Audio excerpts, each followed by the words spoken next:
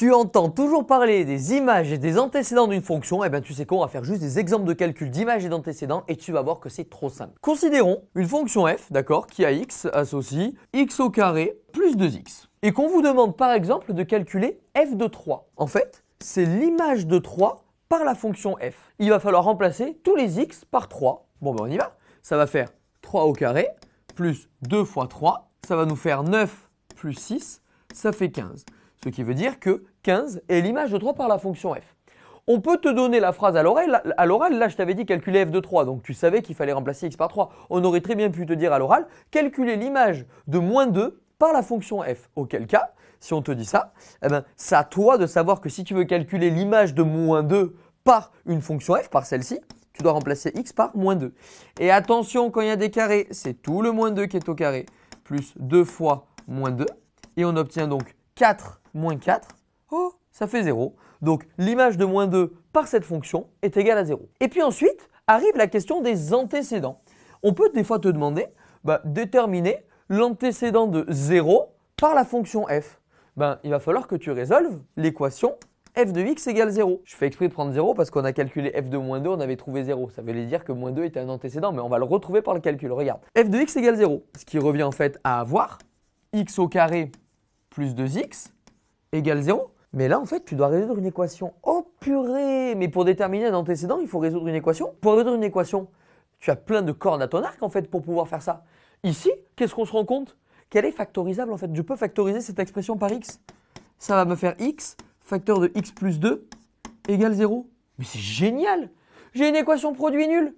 Donc, soit x égale 0, ou bien x plus 2 égale 0. Et là, regardez, on retrouve notre x égale moins 2, ce qui veut dire que les antécédents de 0 par la fonction f sont 0 et moins 2.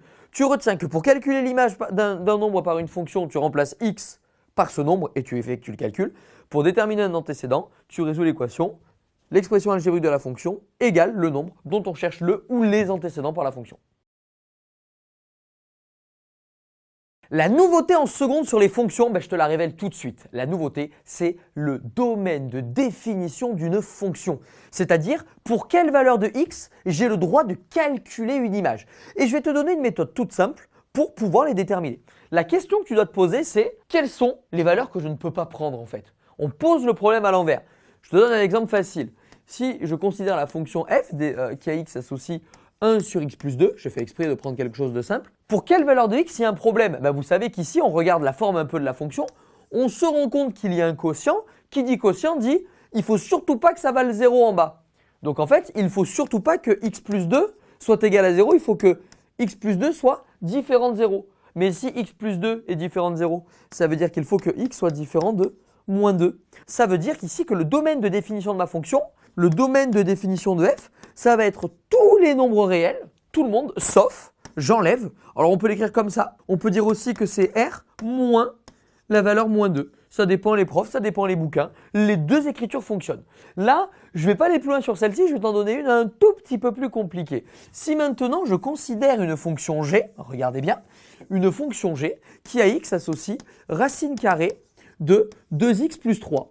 À quelles conditions une racine carrée existe? Alors on va faire l'inverse, on prend toujours le problème à l'envers. Quand est-ce qu'une racine carrée n'existe pas? Il faut absolument que ce qu'il y a dessous soit positif, parce que si ce qu'il y a dessous est négatif, ça ne marche pas.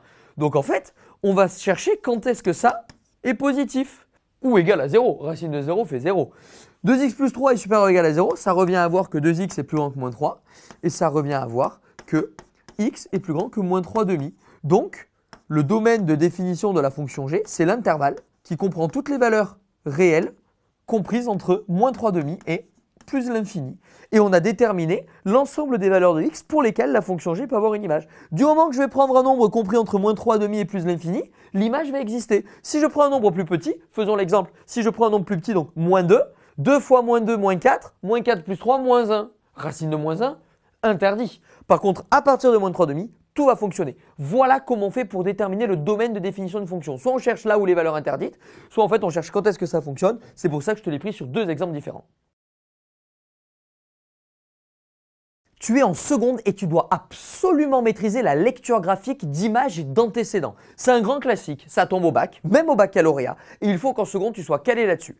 Imaginons qu'ici je suis dans un repère et que je considère la courbe représentative d'une fonction f. Et qu'on vous demande par exemple de déterminer l'image de 2, et je mets 2 ici, au hasard bien évidemment. L'objectif c'est que vous compreniez la méthode, on n'est pas dans l'exactitude ici par rapport au graphique, je suis sur un tableau, c'est pas facile. Comment je fais pour déterminer l'image de 2 ?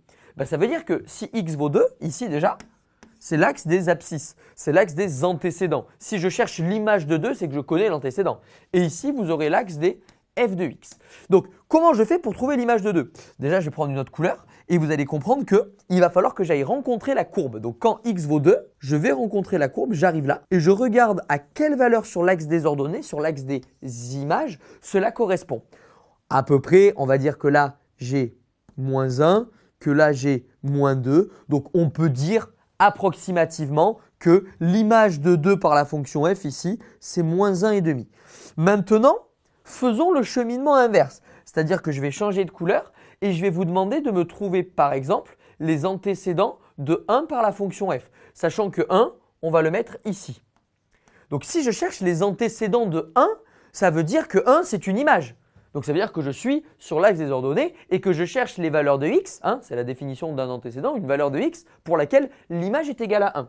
Eh bien je vais tracer une droite horizontale et je vais regarder à chaque fois pour quelle valeur de x il y a un point d'intersection entre cette droite horizontale et la courbe représentative de ma fonction f. Eh bien regarde, ici j'ai une valeur, ici j'ai une valeur et ici j'ai une valeur. Donc on pourrait dire, si là j'ai moins 1, que moins 2 est un antécédent de 1 par la fonction f, que 0,7 approximativement est un antécédent de 1 par la fonction f, et enfin, donc 2, 3, que 3,5 est aussi un antécédent de 1 par la fonction f. Donc finalement, tu retiens que pour lire une image, tu pars des abscisses, tu vas lire sur les ordonnées là où ça rencontre la courbe, et pour déterminer un ou des antécédents d'un nombre par une fonction, tu pars de l'axe des ordonnées et tu regardes pour quelle valeur de x en fait l'image vaut le nombre dont on cherche l'antécédent. Ça sera toujours comme ça, tu révises bien ça, c'est super important.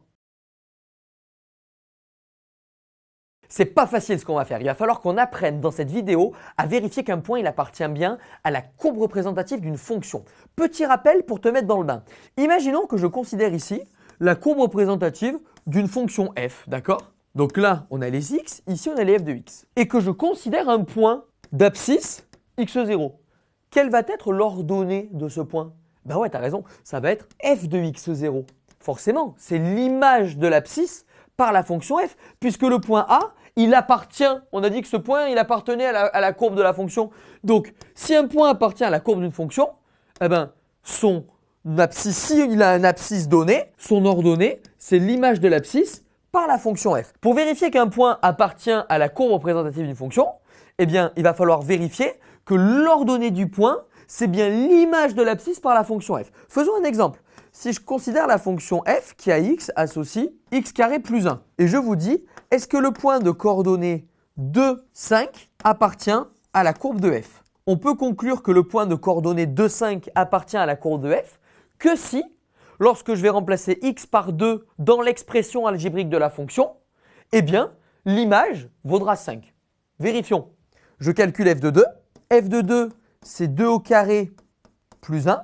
Ça fait 4 plus 1. Ça fait 5. Le point A appartient à la courbe de la fonction.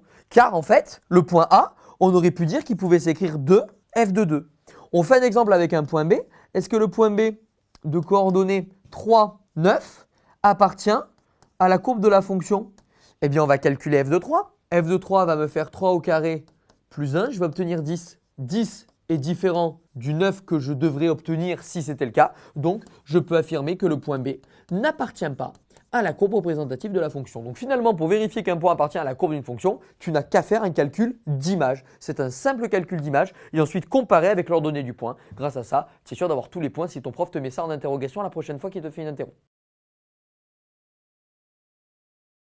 Tu galères avec les fonctions paires ? Eh bien regarde, je vais te montrer comment on arrive à montrer qu'une fonction est paire avec un exemple très simple. Imaginons que je considère une fonction f définie sur R par f de x égale 2x à l'exposant 4 plus 3x au carré.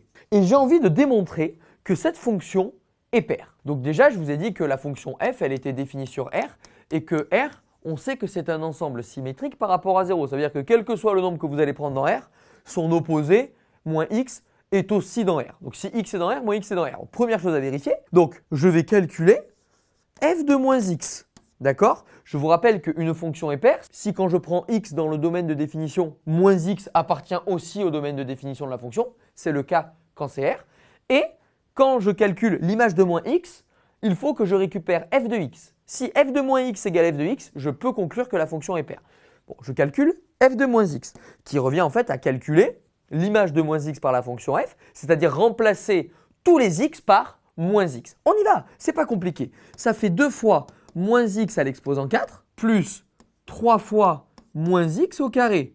Mais vous savez très bien que quand vous mettez un nombre négatif avec un exposant pair, le nombre devient positif. Donc 2 fois moins x à l'exposant 4, le moins en fait qui va être absorbé par l'exposant pair, ça va me faire 2x à l'exposant 4. Et pareil pour moins x au carré. Donc en fait je vais récupérer 3x au carré. Mais qu'est-ce que c'est ça? Mais c'est f de x. C'est génial. On vient de démontrer que la fonction est paire. Pourquoi? Parce qu'on a dit que si x dans R, moins x appartient aussi à R. Et en plus, on a démontré que f de moins x égale f de x. On a gagné, on a une fonction paire. C'est trop facile de le déterminer. Tu as toujours pensé que les fonctions paires, c'était beaucoup plus facile que les fonctions impaires. Et pourtant, regarde les fonctions impaires, c'est trop facile. Je vais te montrer en 2 minutes comment tu peux montrer qu'une fonction est impaire. Imaginons que je considère une fonction f qui est définie sur R par f de x égale x au cube moins 3x. Elle est définie sur R et il faut vérifier 2 choses. Il faut vérifier que si x appartient à R moins x appartient à R, c'est le cas. Donc déjà, on a fait la moitié du travail. Vous êtes d'accord que on peut affirmer que si un nombre est réel, son opposé est aussi réel, c'est vrai. Et maintenant, il va falloir qu'on calcule f de moins x. Et si on arrive à montrer que f de moins x, c'est moins f de x, on a démontré que la fonction était impaire. On y va. Regarde, si je calcule du coup f de moins x, je vais obtenir moins x au cube moins 3 fois moins x. Donc là, jusqu'à là, tu vas me dire, ok, moins x au cube, j'ai un moins, l'exposant est impair, le moins va sortir. Donc on va avoir moins x au cube, et moins par moins, ça fait plus. Et là, tu te dis, mais qu'est-ce que j'obtiens? C'est compliqué quand même. Et si on s'amusait à factoriser par moins 1? Vous êtes d'accord que ça, c'est moins, facteur du coup de x au cube, mais si un plus et que je mets le moins en facteur, le plus transforme en moins 3x. Regarde, si j'enlève les parenthèses, ça fait bien moins x au cube, moins plus 3x. Mais c'est qui ça? Oh, c'est f de x. C'est génial. Donc je viens de démontrer que f de moins x était égal à moins f de x. Et comme on est dans R, comme le domaine de définition c'est R, ça marche aussi. En fait, on vient juste de démontrer que la fonction était une fonction impaire. 2 choses à vérifier. Si x appartient à l'intervalle de définition, il faut que moins x appartienne aussi à l'ensemble de définition. Ici, c'est le cas parce que l'ensemble de définition c'est R. Et ensuite, si f de moins x égale moins f de x, en faisant le calcul, si tu arrives à prouver ça, tu auras prouvé que la fonction était bien impaire.